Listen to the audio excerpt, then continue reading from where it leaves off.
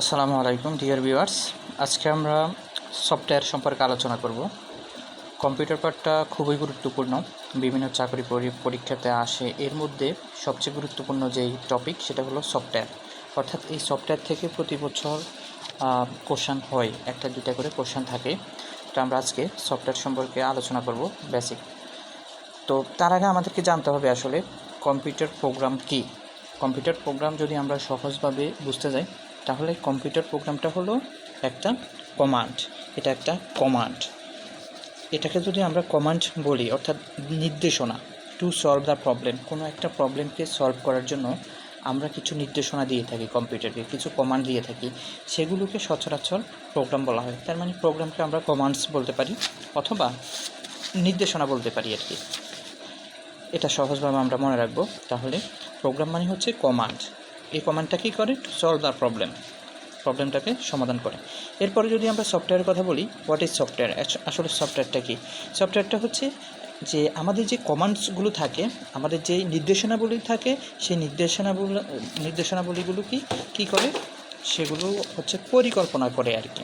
তারা একটা পরিকল্পনার যে একটা টেকনিক, তার মানে প্ল্যানিং টেকনিক্স বলা যায় আর কি। প্ল্যানিং টেকনিক্স অফ প্রোগ্রামসের যে টেকনিক প্ল্যান রয়েছে, সেটাকে মূলত সফটওয়্যার বলা হয়। সফটওয়্যারটা মূলত কী করে? এটা হলো হার্ডওয়্যারকে অ্যাক্টিভ করে, এবং যে হার্ডওয়্যারকে অ্যাক্টিভ করে যে আমাদের আমরা যারা আছি, ইউজার এবং হার্ডওয়্যারের মধ্যে এটা একটা সম্পর্ক তৈরি করে। আমরা যখন ক্লাসিফিকেশান পড়ব তখন আমরা বিষয়টা আরও ক্লিয়ার হব। সফটওয়্যারটা আসলে সর্বপ্রথম কে ইউজ করে থাকেন, মানে এই ওয়ার্ডটাকে যদি আমরা বলি যে সফটওয়্যার ওয়ার্ডটা সর্বপ্রথম সবার আগে যিনি ইউজ করেন তার নাম হচ্ছে জন ডাব্লিউ টুকি। তিনি এই ওয়ার্ডটাকে ইউজ করে থাকেন। এখন আসলে সফটওয়্যার ছাড়া কোনো প্রোগ্রাম সম্পূর্ণ করা সম্ভব না, মানে কোনো প্রোগ্রাম পরিচালনা করা সম্ভব না। কারণ হলো কি, প্রোগ্রামটাকে সে মানে পরিচালনা করে, এটা ছাড়া তো আসলে সফটওয়্যার সম্ভব না। তো আমরা যদি সফটওয়্যারের ক্লাসিফিকেশনটা দেখি, তাহলে সফটওয়্যারটা অ্যাকচুয়ালি মূলত দুই প্রকার। একটা হলো সিস্টেম সফটওয়্যার, আরেকটা হলো অ্যাপ্লিকেশান সফটওয়্যার। এখন এই যে সিস্টেম সফটওয়্যার এবং অ্যাপ্লিকেশান সফটওয়্যার, এই দুইটা সফটওয়্যারের পার্থক্য বিসিএস লিখিত পরীক্ষাতে অনেকবার এসেছিল, যে সিস্টেম সফটওয়্যার এবং অ্যাপ্লিকেশান সফটওয়্যারের মধ্যে পার্থক্য কী। আমরা সহজভাবে যদি পার্থক্যটা দেখি, তাহলে সিস্টেম সফটওয়্যারটা অ্যাকচুয়ালি যে হার্ডওয়্যার রয়েছে, ওই হার্ডওয়্যারের কার্য পরিচালনা করে, হার্ডওয়্যারকে অ্যাক্টিভ করে। আর দ্বিতীয়ত অ্যাপ্লিকেশান সফটওয়্যারটা একটা নির্দিষ্ট কাজ করে থাকে। আরও সহজভাবে যদি আমরা বলতে যাই, যে সিস্টেম সফটওয়্যারে ইউজাররা সরাসরি কোনো কাজ করতে পারে না, ইউজারদেরকে কাজ করার জন্যই মূলত এই সিস্টেম সফটওয়্যারটা হেল্প করে থাকে। আর এই যে অ্যাপ্লিকেশান সফটওয়্যার, এটা সরাসরি ইউজাররা ব্যবহার করতে পারে। এটা সরাসরি, যেমন ফেসবুকের কথা যদি আমরা বলতে যাই, তো এক্সাম্পল যদি আমরা দিই, আমরা কোনো একটা কম্পিউটারকে উইন্ডোজ ছাড়া কখনোই কম্পিউটার রান করতে পারবো না। তো ওই যে হার্ডওয়্যারের যেই অ্যাক্টিভিটি করা, হার্ডওয়্যারকে অ্যাক্টিভ করা, কম্পিউটারটাকে রান করা, এই কাজটাই মূলত সিস্টেম সফটওয়্যার করে থাকে। এর যেই এক্সাম্পল হিসেবে আমরা উইন্ডোজ বলতে পারি, অথবা আমরা যে মোবাইল ইউজ করে থাকি অ্যান্ড্রয়েড বলতে পারি। হ্যাঁ, এই জিনিসটা হলো আমাদের এই যে কম্পিউটারটাকে, এটাকে রান করে থাকে। এরা স্বাধীন, অর্থাৎ এরা নিজেদের মতো করে কি চলতে পারে। এদেরকে যদি আমরা অ্যাক্টিভ করি, এরা আর কিছু করতে হয় না। অন দ্য আদার হ্যান্ড, আমাদের এই অ্যাপ্লিকেশান সফটওয়্যারকে পরিচালনার জন্য তারা একটা ওয়ে তৈরি করে দেয়, এই সিস্টেম সফটওয়্যারটা ওয়ে করে দেয়। যদি আমরা দেখি যে উইন্ডোজ যদি আমরা ইনস্টল না করি, তাহলে কিন্তু আমরা যে আমাদের এমএস ওয়ার্ড অ্যাপ্লিকেশান সফটওয়্যার কিন্তু অনেক, যে এক্সাম্পল হলো এমএস ওয়ার্ড, ফেসবুক, এমএস যে পাওয়ার পয়েন্ট, হ্যাঁ, এক্সেল, এই সমস্ত কাজগুলো হলো অ্যাপ্লিকেশান সফটওয়্যার।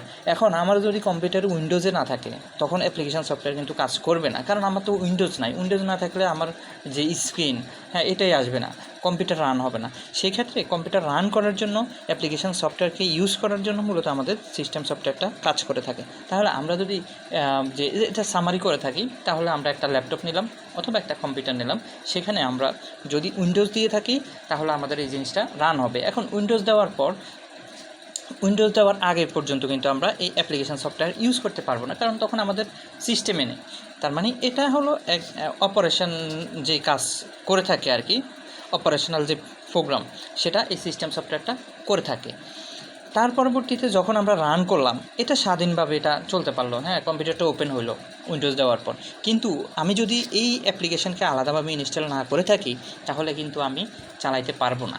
সেক্ষেত্রে এটা সাধারণত ইউজাররা এই ইউজ করে থাকে আর কি, যে তাদের দরকার অনুযায়ী তারা নির্দিষ্ট একটা কাজের জন্য অ্যাপ্লিকেশান সফটওয়্যারটা ইউজ করে থাকে।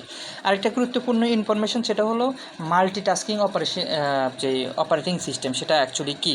তো এটা বিসিএস পরীক্ষাতে আসছে যে এটি মাল্টিটাস্কিং অপারেটিং সিস্টেম হলো যেই সমস্ত সিস্টেম একই সাথে একাধিক কাজ পরিচালনা করতে পারে, সেটাকে মাল্টিটাস্কিং অপারেটিং সিস্টেম বলা হয়। যেমন আমরা যদি উইন্ডোজের বেলায় দেখি যে কম্পিউটারে কিন্তু আমরা বিভিন্ন জিনিসকে মিনিমাইজ করে আরও বিভিন্ন কাজগুলো সম্পাদন করতে পারি। তো সেক্ষেত্রে যে উইন্ডোজ, এটাও কিন্তু একটা মাল্টিটাস্কিং অপারেটিং সিস্টেম। এছাড়াও আমরা আরও যে লিনাক্স রয়েছে, ইউনিক্স রয়েছে, এখানে যদি লক্ষ্য করেন, দেখেন এই যে 46তম বিসিএস পরীক্ষাতে এসেছিল কি, যে উইন্ডোজ অপারেটিং সিস্টেম সম্পর্কিত কোন তথ্যটি সঠিক। তো এখানে হচ্ছে মাল্টিটাস্কিং অপারেটিং সিস্টেম, যেখানে মাল্টিটাস্কিং অপারেটিং সিস্টেমের আরও কিছু এক্সাম্পল এখানে দেওয়া আছে। তো আশা করছি সবার যে সফটওয়্যার এবং সফটওয়্যারের শ্রেণীবিভাগ, এটা সম্পর্কে আশা করি সবাই ক্লিয়ার। ধন্যবাদ সবাইকে, আসসালামু আলাইকুম।